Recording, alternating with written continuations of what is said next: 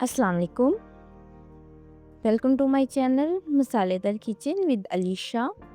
ना तो मैं पठान हूँ, ना ही जो है अफ़गानी हूँ, लेकिन जितना टेस्टी काबली पुलाव थोड़ा ट्विस्ट के साथ बनाती हूँ, सबको बहुत पसंद आता है।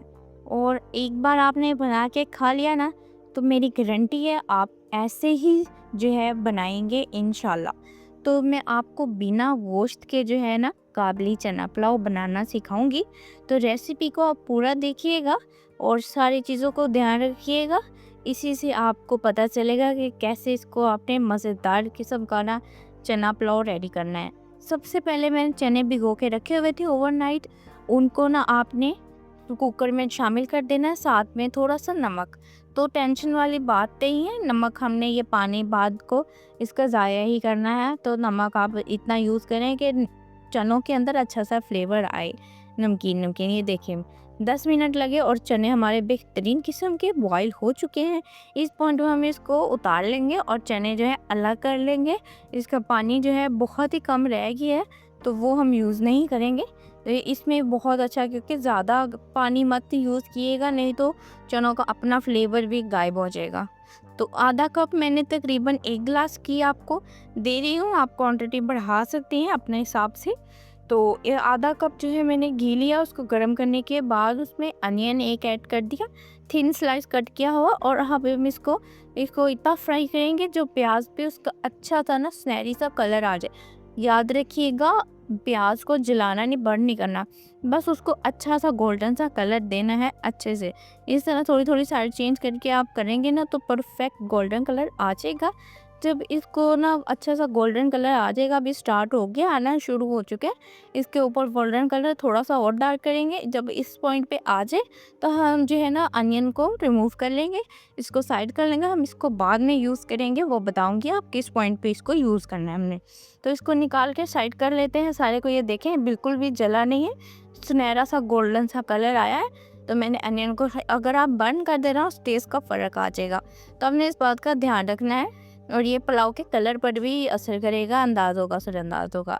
तो बाकी जो घी था उसमें रिमूव करने के बाद उसमें मैंने लहसुन और अदरक, 4 जो है वो लहसुन के थे, 1 इंच अदरक का टुकड़ा और 4 हरी मिर्चें थी, उनको पेस्ट बना लिया था कुंडी में, तो वो शामिल किए हैं। साथ ही साथ इसके अंदर जो हमने चने बॉईल किए थे, चने थोड़े ज़्यादा क्वांटिटी में जाते हैं, 1 गिलास चावल है तो 1 कप चनों का मैंने ऐड किया था भिगो के, तो वो शामिल किए। साथ ही साथ को ना चावलों के जितना चावल है उस क्वांटिटी के हिसाब से इसके अंदर हम पानी ऐड कर देंगे, जितनी आपकी चावलों की रिक्वायरमेंट हो। तो उसके बाद इसके अंदर स्पाइसेस देख लें, तो बहुत ज़्यादा स्पाइसेस नहीं है। 1 टीस्पून के करीब गरम मसाला, 1 टीस्पून के करीब ज़ीरा, और नमक जो है इसके अंदर जाएगा 2 टीस्पून। परफेक्ट रेसिपी है इस क्वांटिटी में, तो इतना ही नमक ऐड होगा, तो टेंशन की बात नहीं है। गरम मसाला कोई भी यूज़ कर सकते हैं, मार्केट वाला भी मैंने घर में बनाया हुआ है, होममेड है, तो होममेड बेस्ट होता है। तो इसके बाद जो है अनियन को जो हमने फ्राई करके निकाला था, उसको जो हाथ वाली जो कुंडी होती है ना, इसी से ना आपने दरदरा दरदरा कर लेना है। और यहाँ हमारे चने भी बॉईल हो गए, एक बॉईल आ चुका है चनों में भी। तो अब जो है ना वो जिसको कुंडी में किया था दरदरा दरदरा प्याज को, वो इसके अंदर ऐड कर देखें, ऐड करते कितना अच्छा सा कलर निकल कर आया है। तो इसको अच्छे से मिक्स करना है पानी के बॉईल होने तक।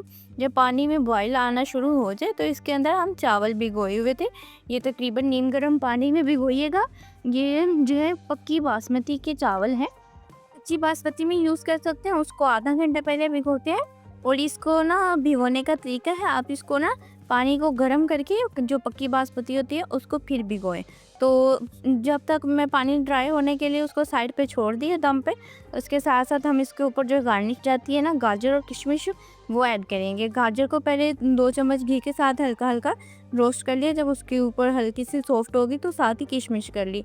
किशमिश आप ये भी यूज़ कर सकते हैं, या जिसको ब्लैक मेवा बोलते हैं, जिसको मनक्का बोलते हैं, वो भी इसमें यूज़ होती है ज़्यादातर। तो अगर आपके पास अवेलेबल ना हो, ना मिले, तो आप इसको भी करेंगे, इंशाल्लाह टेस्ट में कोई फ़र्क नहीं आएगा।